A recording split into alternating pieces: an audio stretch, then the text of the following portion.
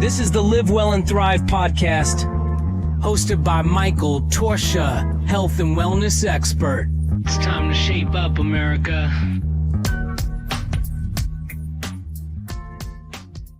Hi, it's Mike Torchia, and welcome to Live Well and Thrive. I have an exciting guest. He's a dear friend of mine, Jeff Fahey.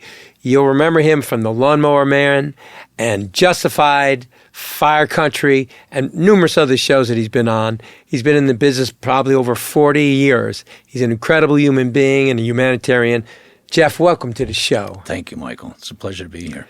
You know, Jeff, I was referencing to you earlier about the movie you did with Pierce Brosnan, the Lawnmower Man. Yes, yeah. And then how it dealt with AI and how technology could take over, and you became this kind of superhuman being because of it. Now when we reflect back, did you ever think that could really happen, or it was just a far-fetched idea for a movie? No, I had no idea, my God, that we would be where we are today. At the time when Pierce and I were doing the film, it was a fascinating concept to virtual reality, to be in this other world. But in answer to your question, no, we had no idea, and I can speak for Pierce on that. I'm sure that we had no idea that it would we would be where we are today with all the possibilities of virtual reality. And you actually, there was like a cult following of that movie. Huge, still is all over the world. I mean, I quite often run into techies, if you will, who are much older now, but were strongly influenced by the movie when they were teenagers and watching that movie, and now have delved deeply into the tech world. So now, how did you get the role? Was it an open call, or did you learn about, how did you get it? Well, that I was approached by Brett Leonard and his wife Jamil at the time. They were putting this film together, and it was through my agents at the time. They got a hold of me, and they wanted to meet and talk about this. And so I was just getting back into town, I believe, from Africa, and set up a meeting. We met, talked about it, and I thought it was a great idea. The script was wonderful, but I was fascinated by a world that I knew nothing about, the virtual reality world, and yeah, so I agreed to do it, and then we cast from there. They cast Pierce, and Pierce. As a matter of fact, I was just talking with him the other day, or texting with him rather, to congratulate him on Mobland. Oh, it's just fantastic! Yeah, that really show. Wonderful, and he's such a wonderful human being, and I'm so proud and happy for everything that's all the good things that have come to him in his life. But yeah, and then we made the film together and got along very well, and I remember Brett and Jamil were wonderful producers and writers and director, and I think, if I'm not mistaken, I think we did that film in 20-some days. Wow. Just rock and rolled on that. You know what the budget was on that? Well, I believe it was, we can talk about it today. I think it was sold as a $10 million budget, but I think it was done for maybe $3 million or something like that. Wow. But it made, well, those producers, they did very well on that one. Yeah. Yeah, but it was so well written. I mean, you're at the edge of the seat, especially like after the second act. You're like, oh my God, what's going to happen? It was interesting, if I may, because, you know, at the time, I mean, it had Stephen King's name on it, but I didn't know that Stephen wasn't involved in the project. He wasn't, and there was some, without going down the rabbit hole, but there were some legalities afterwards, I guess, for his name to be removed from it, because it wasn't. Then when I read the short story, because his short story didn't have virtual reality and all the other things, and it was a completely different, two different stories. Right. One they wrote, but I mean, I don't know the logistics of it all, but apparently the story had been sold, the rights, and that's why they felt they were able to change it into this other story. But and the reason I'm saying this is because, ironically, here I am years later working with Stephen King on his new project with Jack Bender, a show that'll be out soon on MGM Plus called The Institute, based on one of Stephen King's novels. Oh, wow. Yeah. So I was always a huge fan. And then after that had happened on the Lawnmower Man, I was always looking forward to meeting Stephen. Haven't met him yet. Hope to meet him one day. That's fantastic. Well, you worked with so many incredibly talented people. Yeah, I've been very, very lucky to not only work with incredibly talented people, but legends, these amazing legends like Robert Mitchum and Clint Eastwood. And I mean, it just goes on and on. James Coburn and just these beautiful, wonderful cats that I learned so much from. Learned a lot about my base of the work ethic, not just the approach to the creative process, but the approach to the work, what you put in. Well, I've noticed, like, every time I've seen you, like when Justified or Fire Country, you added so much value to the show, another dimension. Like Fire Country, I was getting kind of tired of it. It was the same kind of thing was happening. Then when you came in, and then with the dementia and the relationship with the son and the grandson, it brought me back to being, wow, I can't wait to see what happens next. Oh, thank you. You know, so everything you come to the table with is incredible. And even Justified, you were incredible there. Everything you involved, I see you're very selective what you choose to be in. Not only what the project is, but the role you play. Because I can see you put your heart and soul into that character. You become the character. Well, thank you, Michael. But I do have to say,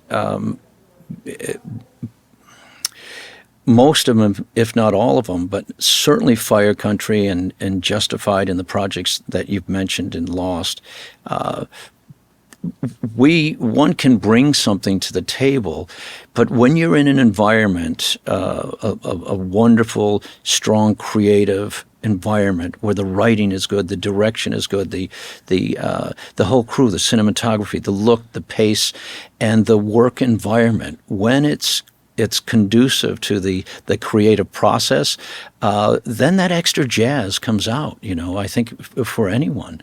And so I have to say, and thank you for the compliment, but a lot of the work that I do is not just what I bring to the table, but it's a result of the environment that I'm working in and the people that I'm surrounded with. Well, you always had great cast. Both those shows especially have great cast. Great writing. Yeah, great writing. And when you have the writing, like for Fire Country, I just haven't, man, what a blast I've had on that show because, and I guess a lot of it is where we are eventually in our life, in our career, where, you've settled into, not settled in, but rather you've evolved into a process that you can create your own space. But when you are given the confidence, respect, and the comfort to bring your music, to bring that creative jazz that you have in the right environment, it is a joy. And I have to say, I really have had a wonderful time on Fire Country with everyone from the showrunners, directors, the network. Everyone at the studio, the cast and the crew. It's so, I guess I'm lucky. I'm a very lucky man to be still doing this. Wow. Now, do you feel that sometimes, or has this happened, that maybe there were lines you said, maybe if I do a little differently? Have you ever kind of modified it? Yeah, well, that's what I think part of what I'm talking about, Michael, is that when you're in a comfortable environment where your writers and your directors and your fellow cast members, when you're all gelling together, that it's not that you're changing the painting, you're just adding a little more color to the painting that they have. And when they're in and when I say they, I mean the writers and the directors, and when they're in a comfortable, secure place where they're trusting that you're bringing something that it just adds a little more color to the painting rather than, as I say, it doesn't change the story. It just gives maybe a little extra layer once in a while during a beat. So yeah, that does happen where you can maybe it's a different word, or maybe it's the same words or with just a different take on it. But yeah. Unlike a play is that's a tried and tested piece of work that has gone through the rehearsal process, unless it's a play that you are actually in the developing stages of. But when you have the writing of a play that has been tried and tested, and if you're having difficulty with some of the dialogue, you've got to find a way in with the help of your director and your other cast members. But you've got to try to. It is your job to try to find everything you can to say those written words. But in television and film, you're at such a fast pace that, and a film may have gone through its developing stages and 3 or 4 or 5 drafts of it, and by the time you get there, it's very well written, hopefully. But if it isn't completely flushed out, or let's say it doesn't have the other element yet, being the actor, that brings hopefully a little something extra in there. And again, long way around the barn to answer your question. Yeah. But if everybody's secure and everyone's comfortable and everyone's generous and respectful about the other person's work, especially the original concept of the scene, of the writing, we can always find a way to bring a little extra magic. Yeah, and I can relate to it because about 3-4 months ago, I was casted to play a mob boss in a series based on a true story called Bloodhound. It's about how the New York mob and Whitey Bulger crew come together to pull off the biggest art heist in the world, $350 million worth of art. And so I read my lines the night before, and I was like, I don't know about this. I didn't want to call the director. She wrote it too. I figured I'll go see her in the morning when I get to the set. So we get there, and I said, can I talk to you for a minute? And they said, okay, just vision this. We're at a card game. I'm running my crew. The other crew's on that other side. And you want me to say this line? My boss would never say that. I'm sorry, because, being my family Italian, I've been around that world. And I said, would you mind if I just kind of changed it a little bit? And she said, what do you have in mind? So then I said it. She goes, what about the other lines? So I rewrote all my lines, and now she has me contributing to the other 3 episodes we're doing because she said, I don't know that world. Fantastic. And it was so beautiful to know that I can bring it out in me. Because I can envision some of the, because I was around John Gotti and then Sam and Paul. I was around all those days. I was sitting and eating with them and hear how their mannerisms are and what they would say, how they would treat their crew. And I just said, no, may I have permission to do this? And she was like, go with it. Yeah. And then, in fact, in between, I was talking about a funny time when I went out to dinner with Gotti and this whole crew and all these other people. And those guys were like, man, more stories. Give me more stories. Because now they were in that, now I understand what it's like to be at a table with these powerful people that have no regard to you, whack you if you piss them off, And it was this one scene where this Orlando Jones, this really great guy, and there was he said something to me. And I turned and I gave him this look, and the veins were coming out of my neck.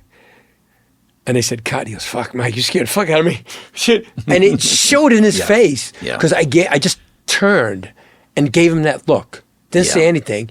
And then it was cut. So I felt like I'm in the moment. Yep, you were given the space, and you. I think and every situation is different too, because and you did the right thing there. You approached your director, your writer, and you asked respectfully, rather than I can't say this, which sometimes we all have those days where I can't, because you can't intellectually work it out because sometimes it's emotionally in you, and sometimes you don't want to intellectually work it out because you don't want want to lose the gut of it.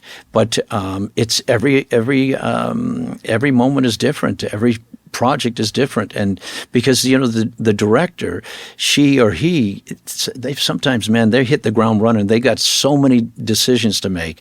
They're fighting the light, they're fighting the budget, they're fighting the time, and they're answering 1,000 different questions. And when by the time we come up and ask a question about the writing, they're like, well, can't you just say it? But I think it sometimes, most of the time, you find and feel in that relationship with your director as they hopefully find and feel that relationship with their actors.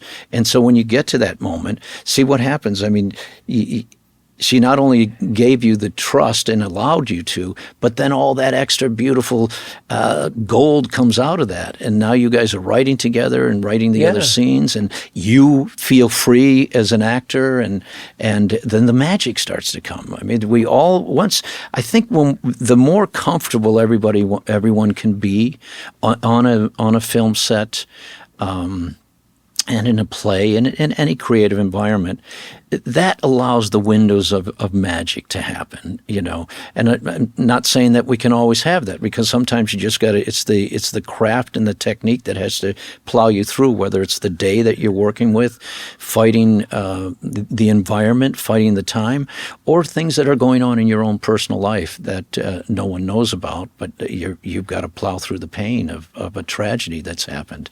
So it comes down to the craft and the technique. And mostly, I do believe, and I know I'm repeating myself, it's the people around you that we've all gone there to play and have some fun and create something that hopefully people can pay their bills with, and the people who watch it can be entertained.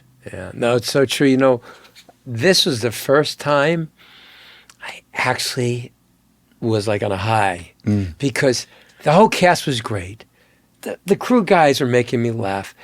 It was like we were family. Yeah. And when we did our lines and we went through the whole motion, cut, great. It was a fun experience. Yeah. It wasn't like just, okay, I have some lines. Like, I've done commercials and things, but it was always work. This was like just being part of this whole process. It was so beautiful. Yeah. And you didn't feel like you were being judged, so not at all. You weren't nervous about what you're going to say and how you're going to say it. Right. And it's just I let it go, right. Yeah, yes. And I felt free, Yeah. and it was a wonderful experience. So what I do is, this is what I do. I'm in this show I do, but I've been getting offers since I've been doing the podcast, because they say, hey, Mike, we'd like your energy on camera. Yeah. So I do it once in a while, but for the fun of it. I'm not money-driven. I just want to do it because it's an enjoyable experience, and I get to do something really cool and work with really cool, talented people. So I'm not like now going out and going for auditions, but if something comes up and they offer me something, yeah, let's do it. I already got 2 movie roles, and just off your podcast, just a podcast, right? I had this one. Now this guy's crazy. He said, Mike, I'm shooting this movie in Ireland. I want you to play a gypsy mob boss. I said, listen, no way. With my New York accent, am I going to talk like a gypsy? I said, unless you turn into a New Yorker or East Coast guy, I'm not doing. I had to turn it down, actually. I said, I'm not going to play gypsy because I'm not good at accents. I just can't do that. But he goes, oh, but you sound great. I saw you on that scene. I go, yeah, I can't. I know my skill set, I know this is it, I could do this, do that. Like in this one other movie I'm doing, I play a cop. And a sergeant, giving everybody a hard time. I'm good at that. Yeah. Giving people a hard time. I'm Italian. Come on. Yeah. What are you talking about? So, but I know what I can't do. And I never want to take on something that I'm going to go, why did I take this role? I don't feel right. Or unless you get to, excuse me, Mike, but unless you get to a point once in a while, which you will, you go, I don't know if I can do that, but I want to try it. Yeah, that's true. Hey, it's Mike Torchia. I got great news. My sponsor, Texas Slam Cuts, is providing a line of products for Live Well and Thrive. We're going to have high-quality beef jerky sticks that are high protein, not full of any chemicals and dyes and additives that are toxic to the body.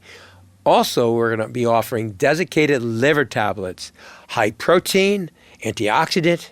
We're also going to have 100% beef protein powder in 3 different flavors. Delicious, mixes easily, and is so smooth to drink. And it can be put into your oatmeal and other beverages if you want to add some flavor.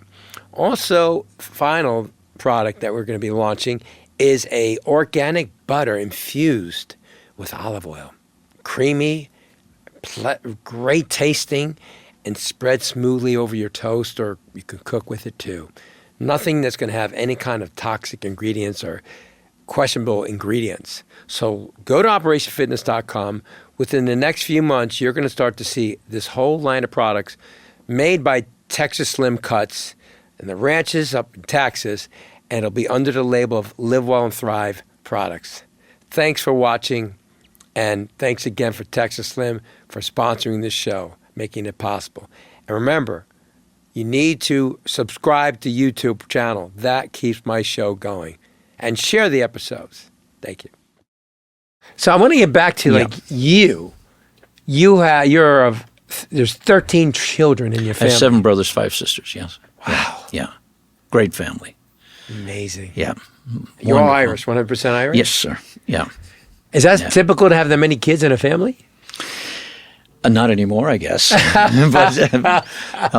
Or if ever. But yeah, you'll run into some big families here and there, Irish Catholic families, but not so much today, I would imagine. I mean, my God. Yeah. It's amazing for your mother to be able to take care of all the kids. Yeah. Mom and Dad, we had great parents. Yeah. That's fantastic. Frank and Jane Fahey. Yeah, they were wonderful. And did they support you from the beginning with the acting when you chose that career path? Well, I left home. I think I was just before I turned 18. I was still 17, and hitchhiked to Alaska from Buffalo, and I think they were. They were always supportive of all of us. I mean, they didn't have to financially support our adventures and our lives, but they were always supportive of us just going after it. And the interesting thing is I just wrote a song with, and I don't want to dovetail, but I remember when my father was saying to me when I was first leaving, he said, and he said something similar to, when it's better that you go. When you're old, you're talking about the things you did, not talking about the things you didn't do. And actually, Dean Dillon and Jim Moose Brown and I wrote a song about that called Talk About the Things You Did. I love it. And we just mixed it, and I think Dean's going to put it on his new album. Wow. But I never forgot when he told me that. I mean, it was, even though it didn't go off like a light when he said it, but it just subliminally was always there to and answer your question. Yeah, they supported us they were just always there, I think when we go on that long journey,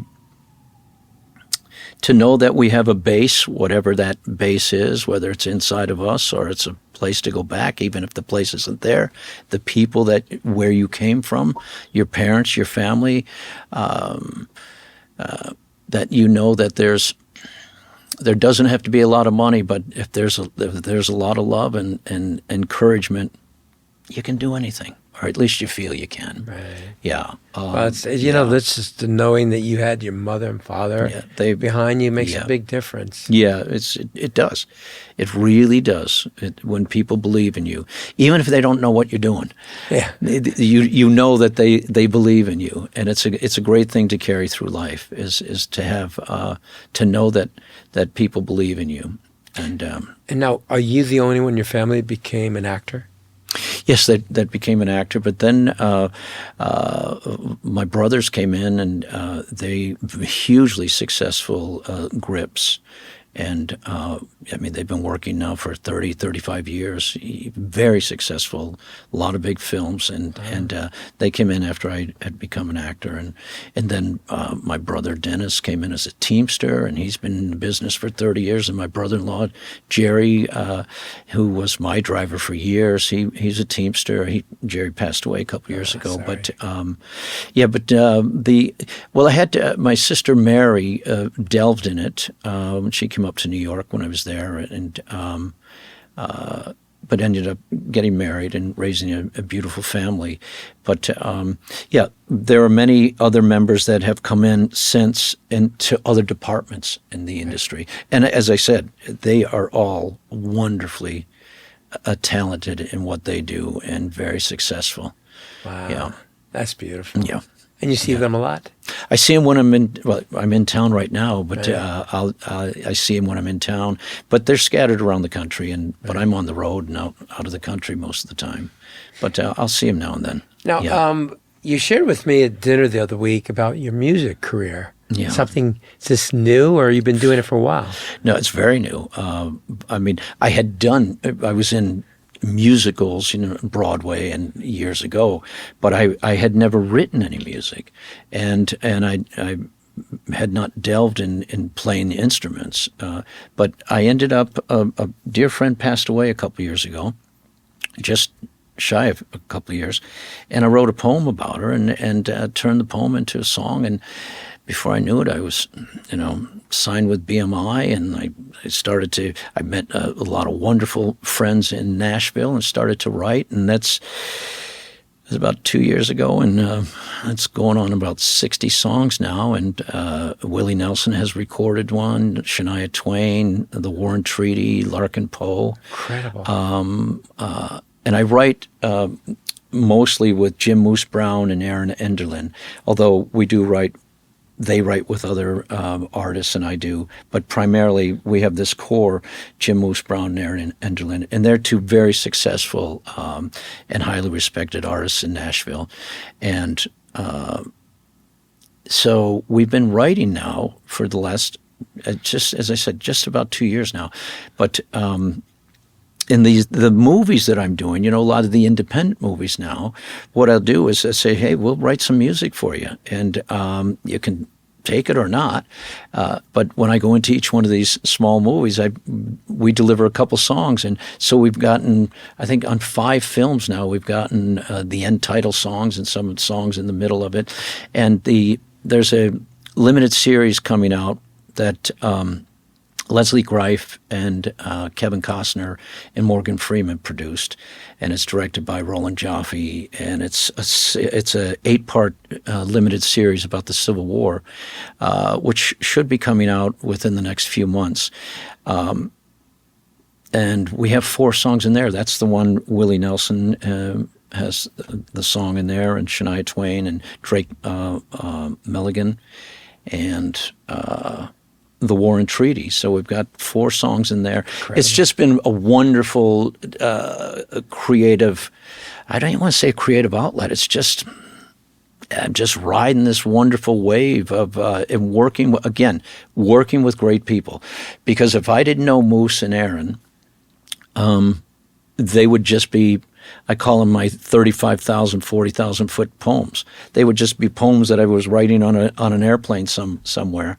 But now, we have this wonderful creative process together, and we formed a company, and we've been doing a lot of music for film, end title songs, and we've delivered some songs to Fire Country. They haven't used them yet, but we'll see what happens next season. And I'm just having a wonderful time and a beautiful creative journey in the music. And it stemmed from that beautiful poem that you wrote for your friend that passed. She was a magic element, very dear friend, and so many of the songs have been inspired.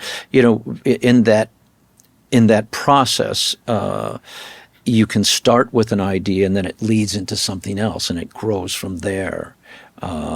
but to have either your own stories or people that you've known and your own experiences in life and the new ones that are happening, when you tap into that and you're able to put that into the concept of a song and a story within a song, it's quite an amazing experience. And I have to say again, I'm very lucky because I know there are people that have struggled most of their life in the world of music, wanting to get songs recorded and having artists like Willie Nelson and Shania Twain and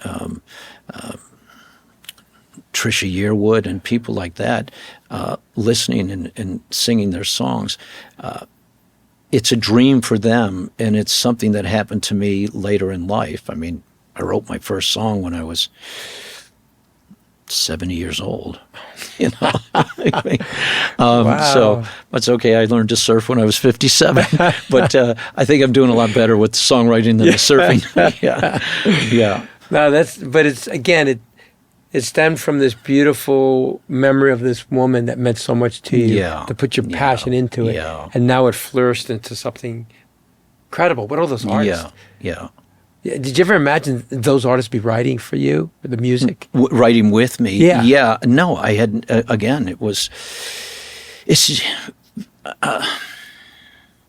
my life's been one great multiple adventures, a collection of great adventures, may I say. Yeah, it's been, sometimes it's happening quicker than I realize what's happening. And this is another moment like that. And it has been like that for most of my life. And for a lot of reasons. I've always wanted to, I was always looking for a new adventure, but at the same time doing things that would not only support my life, but support the people that I cared for and loved and their adventures. And it's always pushed me into I shouldn't say push, it's always invited me into another place. Right. Yeah. Wow. Yeah. And our mutual friend, Frank Stallone. Yeah, Frank. I had such an enjoyable dinner last week when you were just talking about the club days, going out. Oh my God, yeah. What it was like when you guys were just hitting all the popular places and hear all the people you worked with. It's just incredible. Yeah, that's right. That night we were all reminiscing about all the legends that we had met through the years, and these incredible people and their stories and talking about old Hollywood and everything they would pass on. And that's what I was talking about earlier, about that we create this work ethic, but life ethic also within the industry of how we treat others and how we share the adventure. And I'm not coming from this place of, everything is beautiful and, we all got to hug each other and everything. We just do the best we can and move forward. But I have to say that anybody who is making a living in this industry, they've already won the lottery. Their dream has already come true because it's so difficult for so many people out there. That could replace any one of us at any moment, Yeah, So, but you know what? You're doing what you love to do, which is the main thing. Is because my father always said to me, do what you love to do, the money will come. Don't be money driven. And I understand as I got older what he meant, because I wouldn't want to have a menial job that, I make a lot of money, but am I happy? Yeah. I want to wake up every morning, know where I'm going, is where I want to be, that place. And you certainly are living out your life that way. I love it. But Jeff, I want to thank you for coming on today. Oh, thank you, Michael. It's my pleasure. It was a gift to me. Thank you so much. We got to do dinner again when you're in town. And I want to thank the audience for watching. And please, have anybody you care about, share this episode. This touching interview will inspire you and hopefully put you in a positive frame of mind, especially what's going on in the world today. We need more of this. And please, subscribe. We need your support. And thanks for watching.